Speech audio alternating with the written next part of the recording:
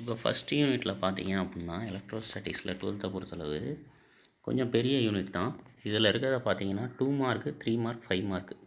நம்ம எப்போவுமே எப்படி படிக்கணும்னா புக் பேக் 1 மார்க்கை ஃபஸ்ட்டு தரவாக படிச்சிருக்கேன். சரிங்களா? புக் பேக் 1ஓட ஃபஸ்ட்டு தரவாக படிச்சுட்டு அடுத்து 5 மார்க் எடுங்க. 5 மார்க் படிங்க. 5 மார்க் படிக்க உங்களுக்கு கொஞ்சம் ஈஸியாக இருக்கும். ஸோ நம்ம ஃபஸ்ட் லெசனை பொறுத்தளவு ஃபஸ்ட்டு நீங்கள் வந்து ஆக்சியல் லைன் ஈக்குவட்டர் லைன் அந்த ப்ளைன் ஆக்சியல் லைனும் ஈக்குவட்டர் ப்ளைனும் 4th கொஷினாக ரெண்டும் சேர்த்து இருக்கும்.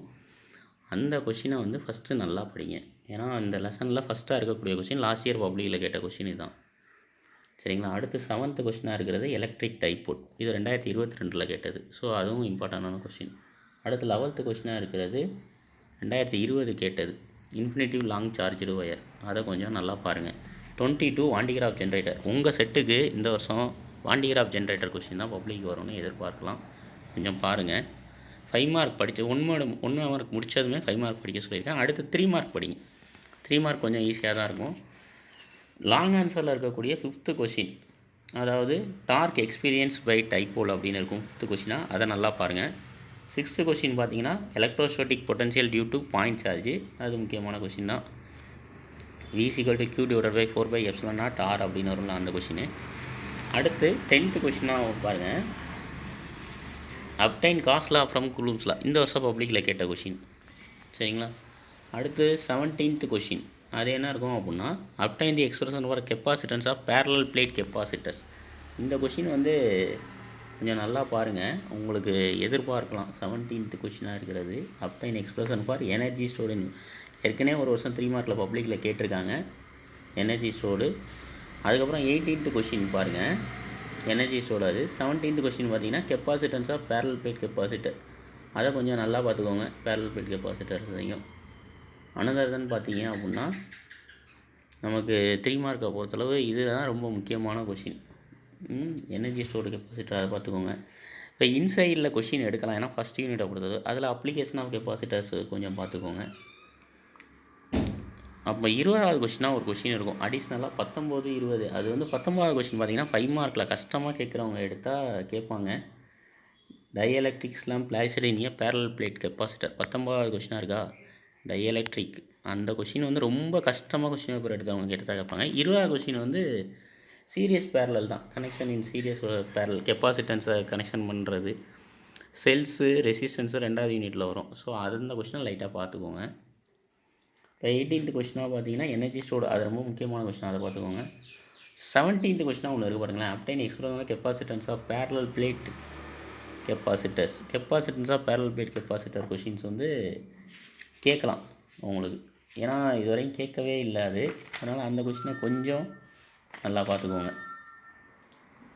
Capacitance of parallel plate capacitance அப்படின்னு C =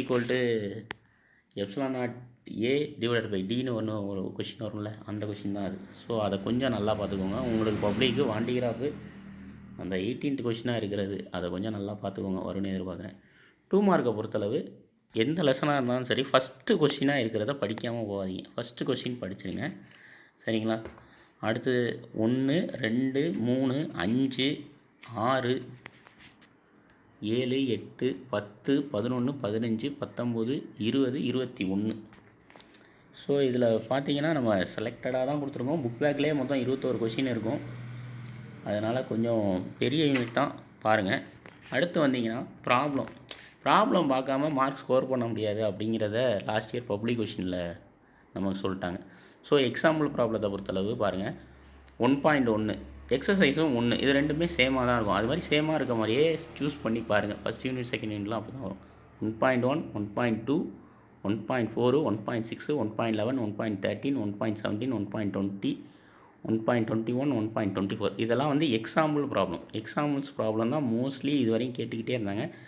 எக்ஸசைஸு 1, 2 தான் வைக்கிறாங்க. எக்ஸசைஸ் பார்த்தீங்கன்னா 1, 2, 3, 7, 10, 12, 14, 15. இப்போ ஃபஸ்ட் யூனிட்டை பொறுத்தளவு இது மட்டும் பார்த்தா போதுமா சார் அப்படின்னு இதை நல்லா பாருங்கள்.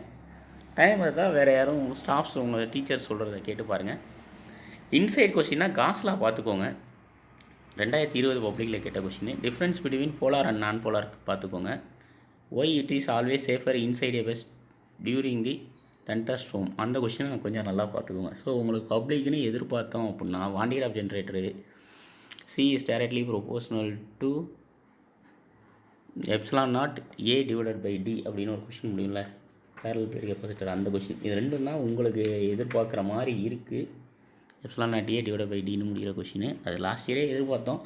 ஆனால் அப்டைன் கூலும்ஸ் லா ஃப்ரம் அந்த இது கேட்டாங்க, காஸ்லாலேருந்து வராது. ஸோ ஃபஸ்ட் யூனிட்டை பொறுத்தளவு இதை மட்டும் ஃபஸ்ட்டு தரவாக படிங்க. நீங்கள் எப்போவுமே படிக்கப்போ என்ன பண்ணோம் அப்படின்னா 1 மார்க் ஃபஸ்ட்டு படித்து முடிச்சிடுங்க. அடுத்து 5 மார்க்கு, 3 மார்க்கு, 2 மார்க். அதுக்கப்புறம் டைம் இருந்தால் இது ப்ராப்ளத்தை பாருங்கள். இந்த நம்ம புக்குக்கு பின்னாடி சம்மரின்னு கொடுத்துருவாங்க பார்த்தீங்களா, அதை அப்படியே ஒரு தடவை ரீட் பண்ணி விட்டுக்கோங்க. சம்மரின்னு கொடுத்துருக்கத ஒரு தடவை அப்படியே ரீட் பண்ணி பாருங்கள். அதுலேருந்து 1 2 ஒன் வேர்ட்ஸ் கேட்கலாம். ஓகே, பாய்.